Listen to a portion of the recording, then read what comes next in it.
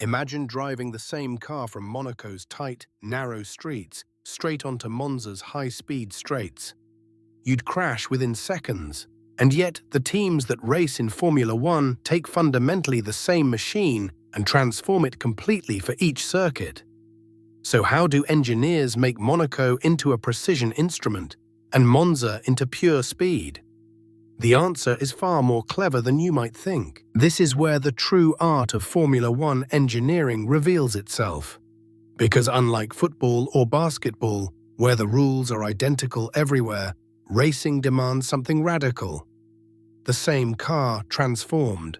Teams spend millions developing a single chassis over a season, yet they'll modify it so thoroughly between races that a Monza setup and a Monaco setup are barely recognizable as siblings. The drivers who master this versatility, the ones whose engineers nail the setup, gain tenths of a second every lap.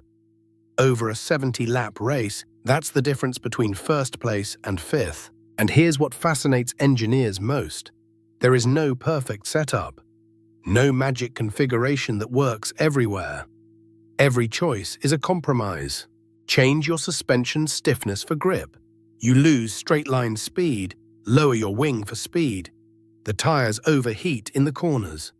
This is where championships are truly won and lost, not just in raw horsepower, but in reading each circuit's demands and adapting with precision. Let's start with something concrete. Downforce. This is the invisible force that pushes a racing car down onto the track, pressing the tires harder into the asphalt so they can grip through corners without sliding out. At Monaco, with its tight chicanes and slow corners, engineers want maximum downforce. They bolt on enormous wings, think of them like aircraft wings, but flipped upside down, that create an invisible wedge of high pressure pushing the car down. The effect is almost magical. Your tires are pressed so hard into the pavement that you can carry speeds through a hairpin turn that would seem physically impossible on a regular street. But here's the price. Those big wings create drag. They're like running with a parachute on your back. At Monaco, that's fine. The average lap speed is only about 160 kilometers per hour. Now imagine flying to Monza in Italy. The same engine, same chassis, but the engineers make a radical decision. They remove most of those wings. The car looks almost naked by comparison. With less drag, the car can accelerate harder on the straights and reach top speeds above 300 kilometers per hour. But without that downforce, would the car just slide off the track in a corner? No, because Monza's corners are much faster and more open. The car's natural aerodynamic shape, plus lower speed corners, means the tires still have enough grip even with minimal wings. The engineers have essentially traded grip in slow corners for raw speed on straights. Different circuit, different priority. But aerodynamics is only the beginning. Think about tire temperature. Racing tires are like Goldilocks. They need to be just right. Too cold, and they're hard and slippery. Too hot, and they degrade and lose grip. In Monaco, with all those slow corners and the car heavy with downforce, the tires stay relatively cool. Engineers can run a stiffer suspension. Imagine a car with extremely stiff shock absorbers that keeps the chassis perfectly flat through every corner. At Monza, the car is lighter on downforce and the speeds are higher. The tires get so hot that they're already near their limit. If you run that same stiff suspension, the tires overheat even faster and your lap times collapse. So the engineers soften the suspension, allowing the car to move and sway slightly. This sounds like it should make handling worse, but it actually helps the tires live in that perfect temperature window longer. Then there's brake temperature.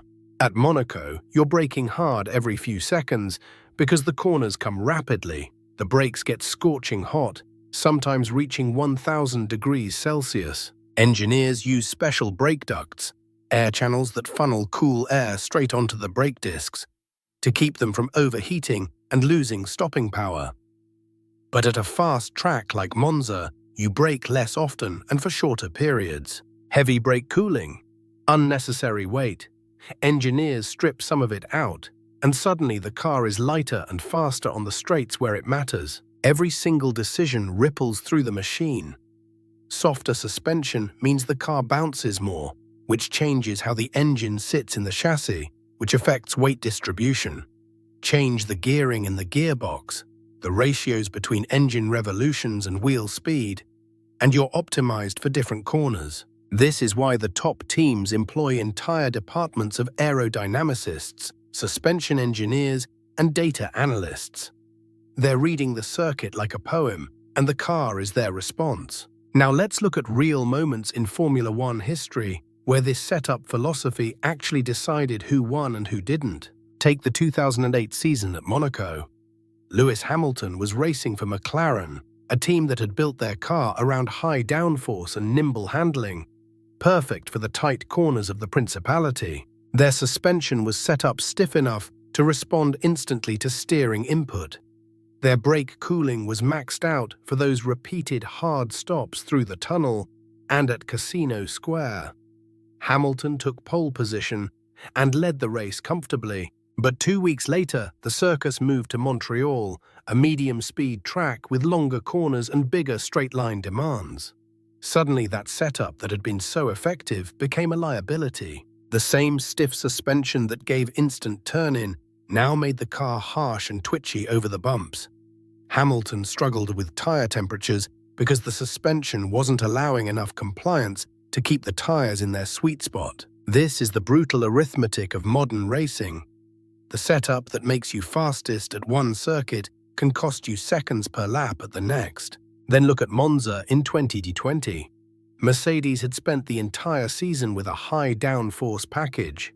But as they approached Italy's speed temple, they faced a choice. They could stick with their working formula, or they could strip the car almost naked, remove the big wings, reduce downforce, and accept lower cornering speeds in exchange for massive straight-line advantage. Lewis Hamilton and Valtteri Bottas both ran minimal wings that weekend. It was a gamble, and it worked.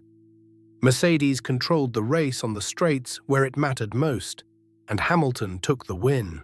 But that same minimal wing setup would have been a disaster at Monaco or Suzuka, where you need cornering grip more than top speed. The 2012 season showed this even more dramatically. Lotus arrived at Bahrain with a conservative, well-balanced setup. Then they went to Monaco, and their car almost couldn't navigate the Mirabeau Haute corner without bottoming out. They had to completely rebuild their suspension compliance for that race. It took days, but once they got it right, Kimi Raikkonen's Lotus was suddenly competitive again. What all these moments reveal is that there is no universal setup.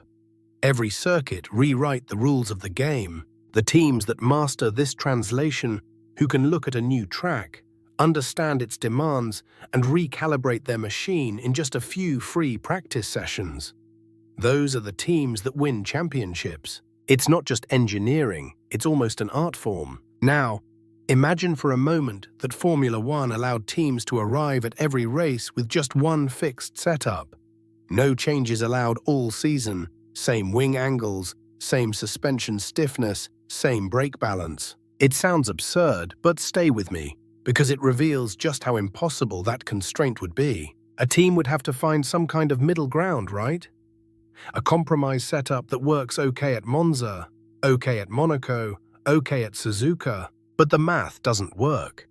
You'd be building a car that's fast on a straights at exactly the moment the corners demand every last ounce of grip, and you'd be carrying unnecessary downforce when you need top speed. You'd finish every race leaving performance on the table, sometimes seconds per lap, sometimes tenths. The teams that would suffer most would be the midfield runners, the ones fighting for points in tight championships where 3 or 4 tenths matter, between 8th place and 15th. But here's what really shows us the genius of modern Formula One.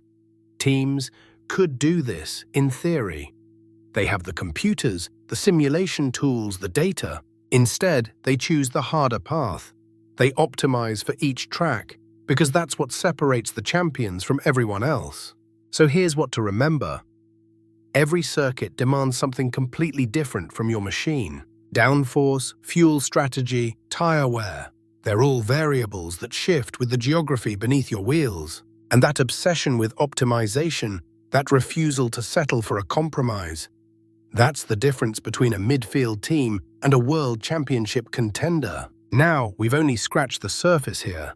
There's tyre strategy, pit stop choreography, weather adaptations, so much more. So tell us in the comments, what aspect of Formula One should we dig into next? And if you loved learning how these machines come to life, please hit subscribe and ring that bell. Next time, we're going deeper into the paddock.